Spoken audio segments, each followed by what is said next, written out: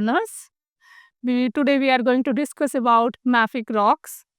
We'll first introduce, we'll have the introduction. This is the outline, and the rocks which come under mafic rocks are basalt, gabbro and dolerite. Their megascopic characters, the minerals present in these rocks, then textures, and then at the end we will summarize what are these mafic rocks.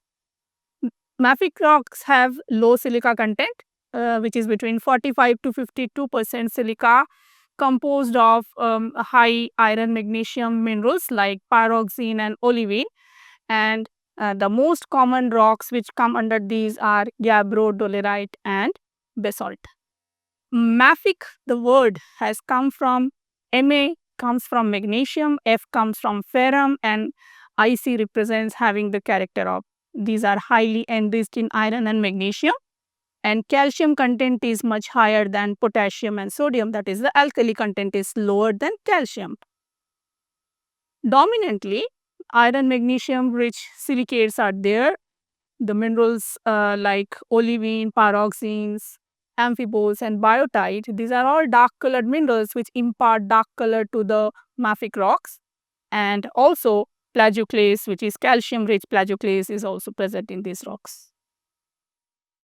The fine grained volcanic igneous rock, mafic rock, is basalt, and the medium grained one is dolerite, and gabbro is the coarse grained equivalent. You can see basalt and gabbro shown here. Basalt is fine grained. You cannot see the rock, the grains, and gabbro is much coarser grained.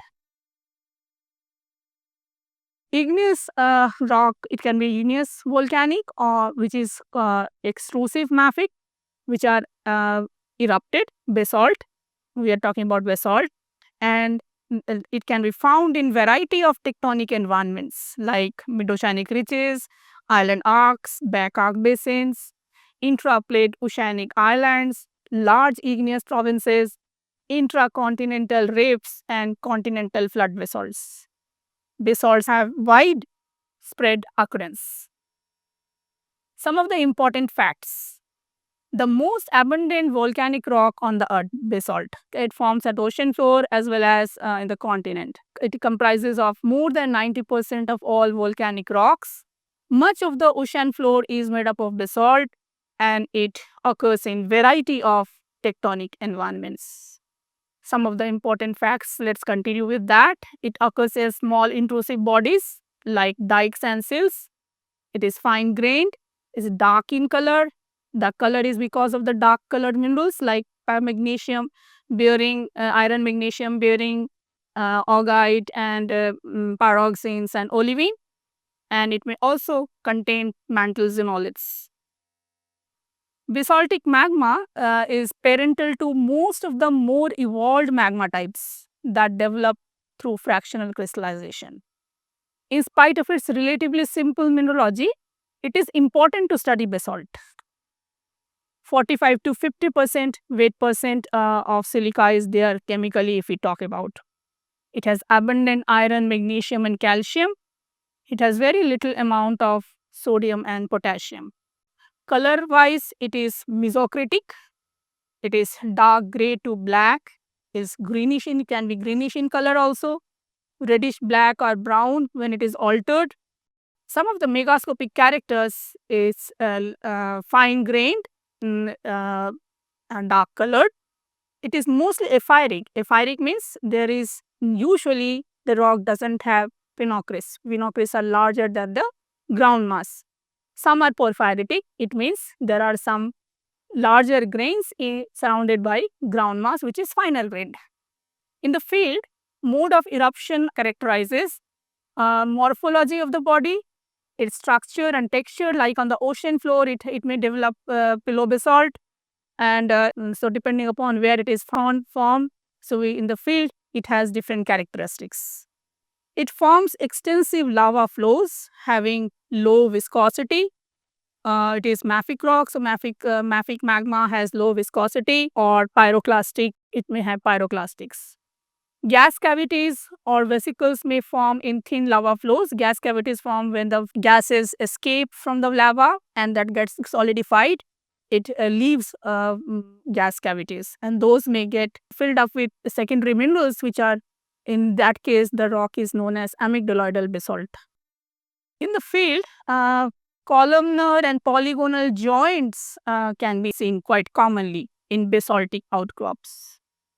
Outcrops are easily susceptible to mechanical and chemical weathering by penetration of groundwater along the polygonal joints and fractures, so rock gets altered quite easily. Mineralogy wise, you can see the figure. You can see this is cross nickel figure or thin section photomicrograph, where calcium rich plagioclase and pyroxene is dominant in equal proportion, and the plagioclase is having more of calcium than sodium. Olivine may be there in subordinate amount. Sometimes hornblende is also there, hypersthene, felspathoids, biotite, and rarely garnet can also be there. Sometimes secondary quartz in varying proportion may be there depending on the degree of alteration. Mineralogy wise, plagioclase commonly is labradorite variety, pyroxene is commonly augite, enstatite or pigeonite or quartz will never coexist with nepheline or leucite. Nepheline or leucite are quartz deficient minerals, so they will never be occurring with enstatite and pigeonite or quartz. Accessory minerals, spinel usually occurs as inclusions in olivine and clinopyroxene, apatite, magnetite, vulvospinel, ilmenite, glass can also be there. Leucite may be there when the basalt is alkaline in nature. Potash feldspars may be there in silica saturated basalts, and hornblende. As we already talked about, basalt gets altered very easily. So the altered and low grade metamorphic minerals are as follows. Olivine can get altered to serpentine. Pyroxene may get altered to chlorite. Plagioclase may get altered to cerussite or saussurite, which is clay minerals. Glass and some other minerals may get converted to saussurite. Microscopically, grains are mostly anhedral, very fine grained. Euhedral phenocryst may be there, which is commonly found in porphyritic basalt. In porphyritic basalt, as we talked about, there are some phenocrysts, larger phenocrysts, and surrounded by fine grained matrix. Intergranular texture with polygonal spaces are there, may be there between plagioclase layers occupied by augite. Texturally, the rock is cryptocrystalline or microcrystalline. You can see the figure. It is so fine grained, the grains are hardly visible. Components are crystalline and non-crystalline. Both are there. Irregularly arranged and compact. The rock is compact. It is aphanetic. Aphanetic means the grain size is very fine grain. We cannot see the rocks, the grains with naked eye, and it is ephiric. When it is ephiric, it doesn't have phenocrysts, but sometimes it may also contain some microphenocrysts. It may also be porphyritic in nature. Sometimes it can be even commonly glomeroporphyritic. What is glomeroporphyritic? It means clusters of grains may be there, crystals may be there, which may form larger masses. So that texture is known as glomeroporphyritic. Intersubtle texture is there, which is polygonal, in which polygonal spaces are there between laths of plagioclase, which is filled by mostly glassy material. It is vitrophyric nature. When it is vitrophyric, it has phenocrysts of plagioclase and or augite, which is surrounded by glassy material. So these are the different textures which can be found in basalt. Rock types, it can be tholeiitic basalt, which is tholeite, or it can be alkali basalt. Tholeiitic basalt is predominantly is in the upper layers of oceanic crust and oceanic islands. Alkali basalt is commonly found in ocean islands and in continental magmatism. Tholeiitic basalt or tholeite is silica saturated or oversaturated. This is the characteristics of these rocks. And olivine tholeiites contain olivine phenocrysts Plus, it also contains clinopyroxene plagioclase. In quartz tholeiites, hypersthene olivine is there. Quartz may be present in the ground mass. Alkali basalt is silica undersaturated. Since it is silica undersaturated, feldspathoids like nepheline or leucite may form. Olivine often occurs as phenocrysts. You know that olivine, nepheline, leucite, these don't occur along with quartz, right? So olivine often occurs as phenocrysts and occasionally with augite.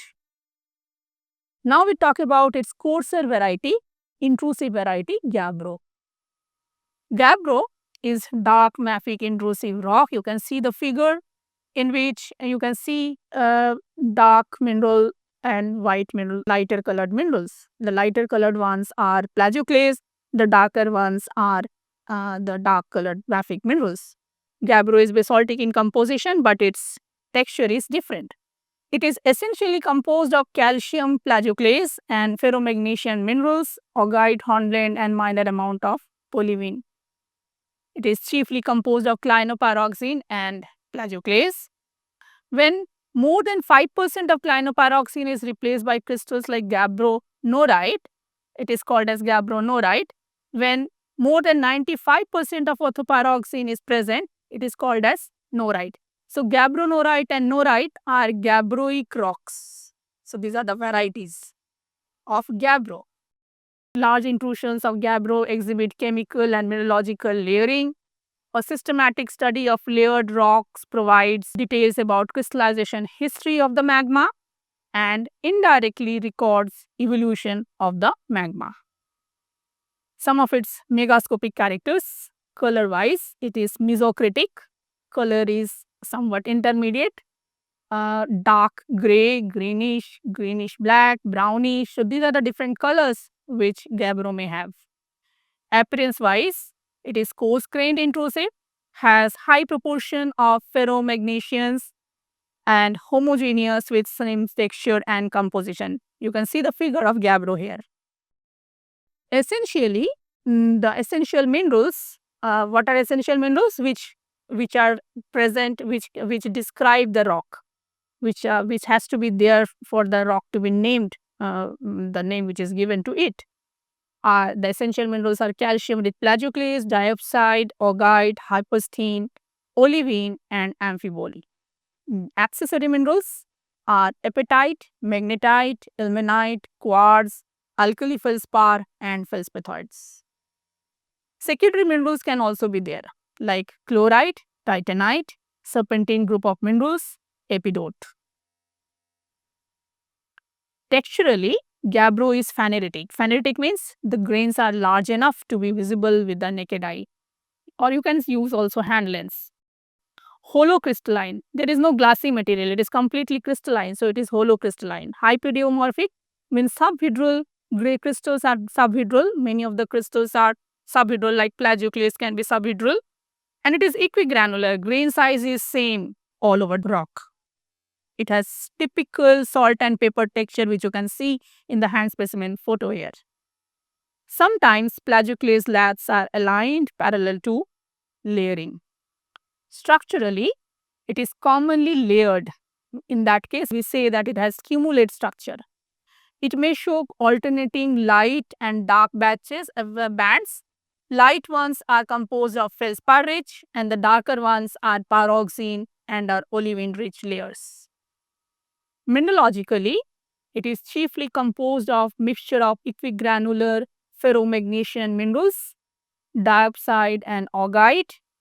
Orthopyroxene may or may not be present, and olivine and hornblende may also be there. Plagioclase is labradorite and to biotinite composition. You can see the photomicrograph, plagioclase crystals you can see, and augite crystal also you can see. Plagioclase is showing parallel or albite twinning. Even though the mineral is not albite, it is basically having more of calcium. Named on the basis of mineral compositions, distinguished on the basis of presence of quartz or feldspathoid, and relative proportions of alkali feldspar and plagioclase. There is varying degrees of alteration which give rise to secondary minerals like sericite, calcite, epidote. Microscopic characters we can see, it has you can see the photomicrograph, augite, you can see augite has showing twinning, and you can also see polysynthetically twinned plagioclase. It has polyclitic texture which is very common.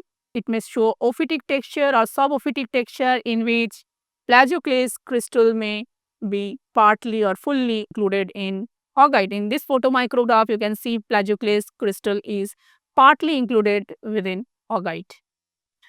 Anhedral crystals of augite enclose small crystals of randomly or euhedral plagioclase layers, which you can see in this photomicrograph.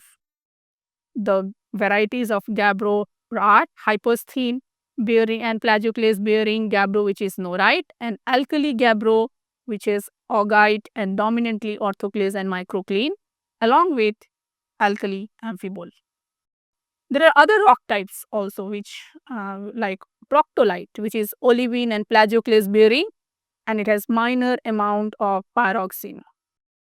On the basis of relative proportion of quartz or feldspathoid and proportion of alkali feldspar or plagioclase, it can be the different types of gabbro can be monzo gabbro, quartz gabbro, quartz monzo gabbro, foid gabbro. We talked about basalt and gabbro. Basalt is the volcanic equivalent of gabbro, and dolerite is intermediate between basalt and gabbro. It is dark colored, mafic, holocrystalline, and it is subvolcanic or hyperbasal rock, and compositionally it is equivalent to gabbro and basalt. Texturally also it is between gabbro and basalt. Basalt is very fine grained, gabbro is coarse grained, and dolerite is intermediate. You can see the photomicrograph of dolerite shown here, in which you can see some grains are larger, but it is finer than gabbro but coarser than basalt. So let us summarize what we have learned today. We discussed about mafic rocks. Mafic rocks are dark colored rocks which are iron magnesium bearing rocks which are formed in different tectonic conditions. It can form under different tectonic settings. Mafic rock can be both volcanic or intrusive, and intermediate of these volcanic and intrusive rocks are dolerite. These rocks are largely composed of pyroxene and plagioclase, which are the main minerals which are present in these rocks. In case of basalt, gabbro and dolerite, these minerals are present, which is common in all these three types of rocks, but their grain sizes are different. Apart from these minerals, there are other varieties of minerals also in these rocks. Some of the rocks are silica deficient, in which case alkali rich, and in that case minerals like olivine will be more, and also leucite, nepheline will be there. In general, all the mafic rocks are having 45 to 50 weight% of silica. So you can see silica content is quite low in these rocks. Now these rocks have different minerals. So depending upon the variety of minerals present in these rocks, they are given different names.